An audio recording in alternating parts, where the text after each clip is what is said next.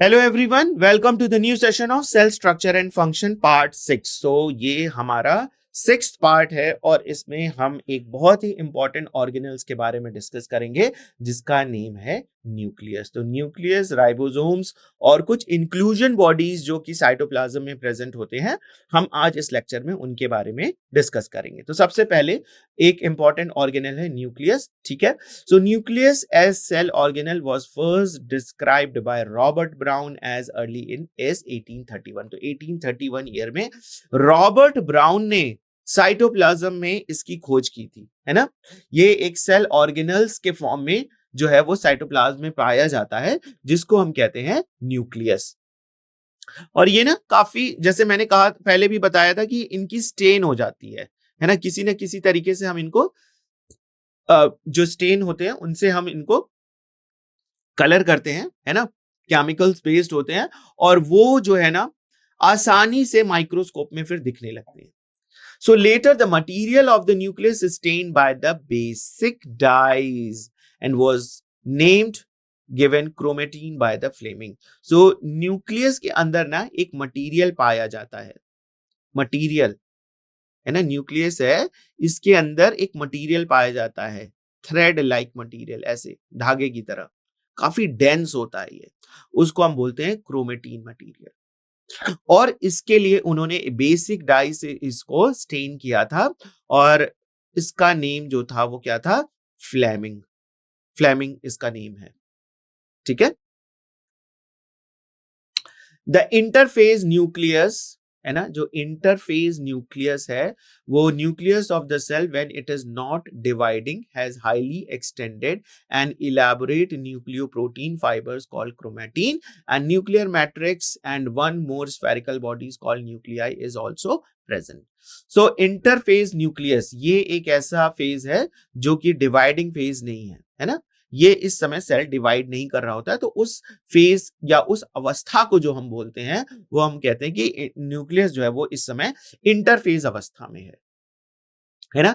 और जो है ये highly extended and elaborate nucleoprotein, तो इस अवस्था में जब वो सेल डिवाइड करने की अवस्था में नहीं होती है तो आपको सेल के अंदर जो है ना न्यूक्लियस जो होगा उसमें थ्रेड लाइक स्ट्रक्चर, क्रोमोसोम नहीं दिखाई देंगे, ऐसे थ्रेड लाइक स्ट्रक्चर जो होगा और उसको हम क्या बोलते हैं, क्रोमेटीन, क्रोमेटीन मटेरियल, ठीक है। और इसके साथ साथ इसमें बहुत सारा लिक्विड मैट्रिक्स भी प्रेजेंट होगा जिसको हम न्यूक्लियर मैट्रिक्स के नाम से जानते हैं। इसके साथ साथ कुछ जो है ना स्फेरिकल बॉडीज भी प्रेजेंट होती हैं, ऐसे यहां पर ना आपको कुछ ऐसे स्फेरिकल बॉडीज भी नजर आएंगी जिसको हम बोलते हैं न्यूक्लियोलस, न्यूक्लियोलस, ठीक है। इन स्फेरिकल बॉडीज को हम बोलते हैं न्यूक्लियोलस। और ये जो न्यूक्लियोलस होते हैं ये वो साइट होते हैं जहां पर राइबोसोम्स बनते हैं। तो राइबोसोम न्यूक्लियस में नहीं होते, यहां पर NOR region, nucleolar organising region होता है क्रोमेटीन मटेरियल पे, जिससे कि राइबोसोम्स बनते हैं। और मैंने पहले भी बताया था कि जो इसकी न्यूक्लियर मेम्ब्रेन होती है बीच बीच में इंटरप्टेड होती है, तो न्यूक्लियर पोर से राइबोसोम निकलकर साइटोप्लाज्म में आ जाते हैं, क्योंकि आपको पता ही होगा कि राइबोसोम्स कहां पे प्रेजेंट होते हैं यूकैरियोटिक सेल में, साइटोप्लाज्म। तो इस तरीके से सारे ये जो राइबोसोम न्यूक्लियोलस के रीजन के पास बनते हैं, ये वहां से निकलकर बाहर आ जाते हैं, ठीक है। सो आप यहां पर देख सकते हैं जो लिक्विड सब्सटेंस यहां पर प्रेजेंट है उसको हम बोलते हैं न्यूक्लियोप्लाज्म, ठीक है। और ये जो डार्क सा यहाँ पे सब्सटेंस ऐसे आपको दिखाई दे रहा है ये न्यूक्लियोलस है। और आप यहाँ पे देख सकते हैं ये डबल मेम्ब्रेन स्ट्रक्चर है, लेकिन कई कई जगह पर ना इस तरीके से ये गैप्स होते हैं, ऐसे आपको यहाँ पर गैप्स देखने को मिल सकते हैं। ये गैप्स बहुत इंपॉर्टेंट होते हैं, इन गैप्स को हम बोलते हैं न्यूक्लियोल, न्यूक्लियर पोर, ठीक है। ये इस तरीके से होते हैं, तो आपको यहाँ पर ऐसे न्यूक्लियर पोर ये दिखाई दे रहा है। जो भी राइबोसोम्स बनते हैं वो इसी न्यूक्लियर पोर के थ्रू बाहर आ जाते हैं।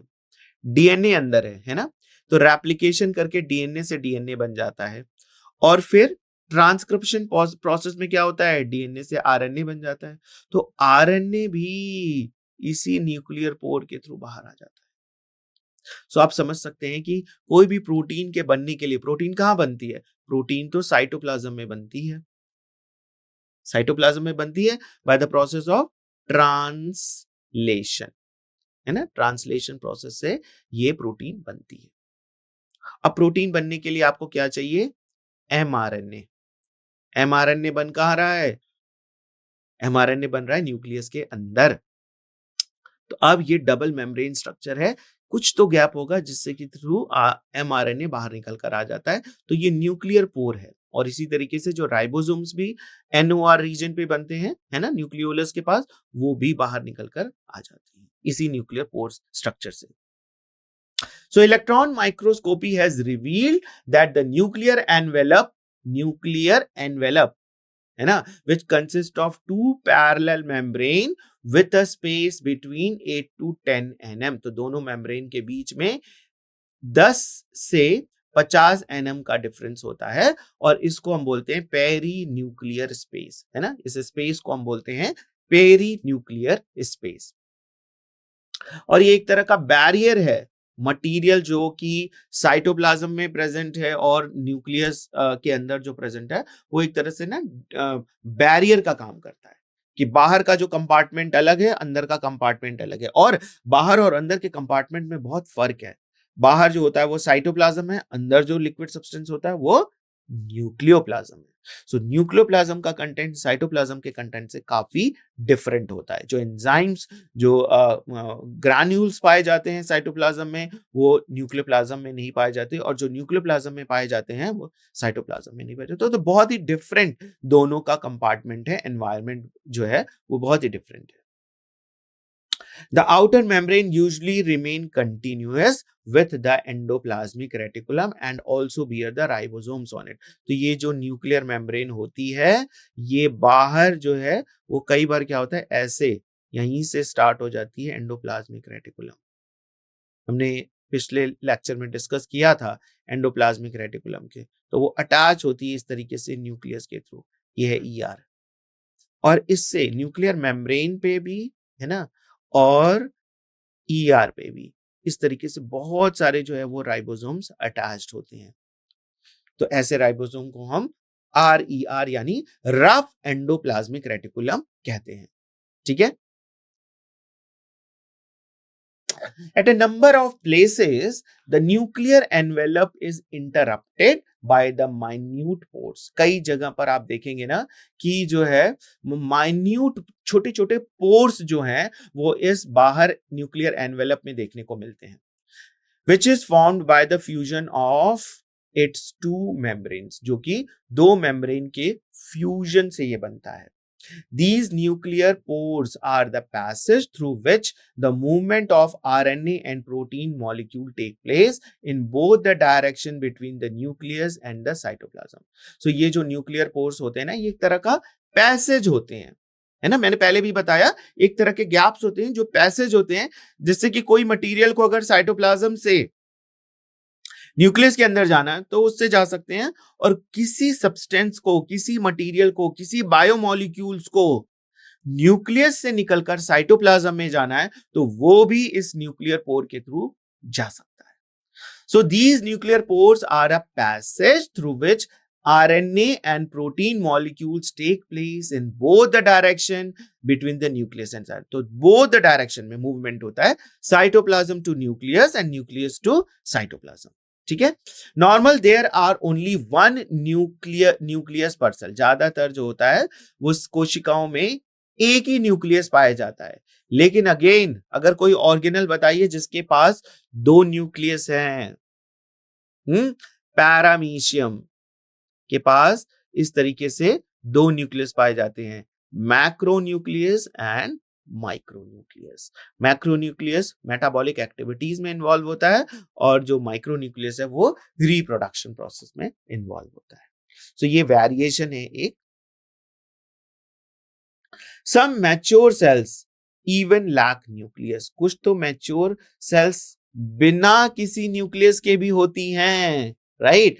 इराइथ्रोसाइट्स of many mammals, RBC cells ऐसी होती हैं, चपटी होती हैं, बीच से ऐसे धसी होती हैं। अगर आप इसको ऐसे साइड व्यू देखिए तो आपको सेल ये ऐसी दिखाई देगी, है ना। बीच में ये जो है वो ऐसे डिप्रेशन होता है। सो ये क्यों होता है? So erythrocytes of many mammals and the sieve tube cells of vascular plant, sieve tube में भी कोई न्यूक्लियस जो है वो न्यूक्लियस नहीं पाया जाता है, क्योंकि क्या होता है ना कि इस जो है आरबीसी के केस में इसको ऑक्सीजन को कैरी करना होता है। अगर न्यूक्लियस इतना ज्यादा स्पेस ले लेगा ना तो इसमें बहुत सारे हीमोग्लोबिन होते हैं और एक हीमोग्लोबिन 4 ऑक्सीजन मॉलिक्यूल को कैरी करता है, तो बहुत ज्यादा ऑक्सीजन को इसको लेकर ट्रैवल करना होता है। सो ये क्या करता है, न्यूक्लियस की जरूरत नहीं है और ये जो है ऑक्सीजन को लेकर कैरी करता रहता है, और इसकी लाइफ टाइम जो होती है वो 120 डेज होती है, और ये डिवाइड नहीं करती क्योंकि इसके पास न्यूक्लियस नहीं है। ठीक है। अब सीव ट्यूब की बात करें तो सीव ट्यूब के पास जो है ना कंपेनियन सेल्स होते हैं, ऐसे सीव ट्यूब्स है, इसके साथ में बगल में ऐसे कंपेनियन सेल्स होते हैं जिनके पास न्यूक्लियस होता है। तो किसी भी प्रोटीन की जरूरत होती है तो ये कंपेनियन सेल्स, इसीलिए इसका नाम ही पड़ा है कंपेनियन। कंपेनियन हमारी हेल्प करते हैं ना, हमारे फ्रेंड्स, हमारे दोस्त जो है वो हमारे कंपेनियन है ना, तो वो हमारी हेल्प करते हैं। तो यहां पर भी ये जो कंपेनियन सेल्स है, वो किसी भी प्रोटीन की आवश्यकता जब सीव ट्यूब सेल्स को होती है तो ये बनाकर इनको सेंड कर देता है। तो यहां पर इसको कोई इस तरह के जो है वो न्यूक्लियस की आवश्यकता जो होती है वो नहीं होती है, और अगर जो मटेरियल्स की होती है तो कंपेनियन सेल है उनकी हेल्प करने के लिए।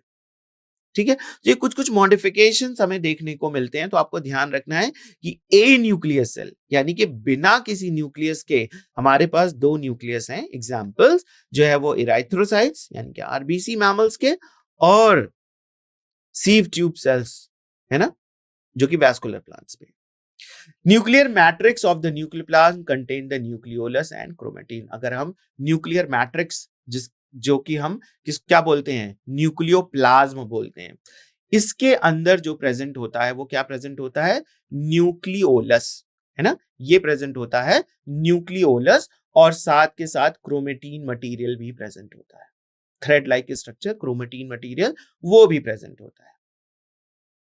The nuclei are a spherical structure present in the nucleoplasm. तो ये न्यूक्लियोलाई जो होते हैं ये स्फेरिकल स्ट्रक्चर होते हैं और ये न्यूक्लियोप्लाज्म में ही प्रेजेंट होते हैं। The content of the nucleolus is continuous with the rest of the nucleoplasm as it is not a membrane bound structure. So nucleolus के चारों ओर भी कोई मेम्ब्रेन बाउंड स्ट्रक्चर, कैसे कोई भी मेम्ब्रेन नहीं होती है ना। ये एक जो है वो काफी डेंस सा, आपको जब माइक्रोस्कोप में देखेंगे तो न्यूक्लियोलस एक काफी डेंस सा जो है वो रीजन दिखाई देता है ना। और ये जो साइट होता है ये राइबोसोम के सिंथेसिस का होता है। It is a site of active ribosome RNA synthesis. Larger and more numerous nuclei are present in the cells, actively carrying out protein synthesis. Nucleolus बड़े साइज का दिखाई देता है, इनके नंबर भी ज्यादा हो सकते हैं, एक से ज्यादा भी हो सकते हैं, है ना। न्यूक्लियोलाई जो होता है वो एक से ज्यादा भी हो सकता है, और एक से ज्यादा ये उन कोशिकाओं में देखा जा सकता है जिनमें की प्रोटीन की सिंथेसिस हो रही है ना, प्रोटीन की सिंथेसिस हो रही है। जहां पर जिस सेल्स में प्रोटीन की सिंथेसिस ज्यादा मात्रा में होनी है, अगर आप उसके जो है न्यूक्लियस को देखेंगे ना तो वहां पर आप पाएंगे कि ये तो न्यूक्लियस जरूरत से ज्यादा बड़ा है, बाकी सेल से बड़ा है, और इसके नंबर भी ज्यादा हैं। क्यों ऐसा है? क्योंकि यहां पर जो है राइबोसोमल आरएनए की बहुत ज्यादा आवश्यकता है ना। राइबोसोम्स की सिंथेसिस की आवश्यकता ज्यादा है, क्योंकि प्रोटीन सिंथेसिस में राइबोसोम्स को ही तो पार्टिसिपेट करना है। सो राइबोसोम जो है वो काफी नंबर्स में बनाए जाएंगे, और ये कहां बनाए जाएंगे, न्यूक्लियोलाई। तो ज्यादा न्यूक्लियोलाई ज्यादा जो है वो राइबोसोम्स की सिंथेसिस, और फिर ज्यादा राइबोसोम्स तो ज्यादा प्रोटीन की सिंथेसिस। ठीक है। So interphase nucleus has a loose and indistinct network of the nucleoprotein fibres called chromatin. तो इंटरफेस जो न्यूक्लियस होता है ना, उसमें आपको क्या मिलेगा, उसमें आपको क्रोमेटिन थ्रेड लाइक स्ट्रक्चर मिलेगा। अगर आप किसी भी डिवाइडिंग फेज को देखोगे, जैसे एम फेज में, किसी भी डिवाइडिंग फेज में, एना फेज है ना, टीलो फेज है, मेटा फेज है, किसी में भी देखोगे तो आपको थ्रेड लाइक स्ट्रक्चर क्रोमेटिन नहीं दिखाई देगा, वहां पर आपको क्रोमोसोम दिखाई देगा। क्योंकि यही chromatin material thread like structure होते हैं, वो ब्रेक कर जाते हैं छोटे छोटे फ्रैगमेंट्स में, और ये कहलाते हैं क्रोमोसोम्स।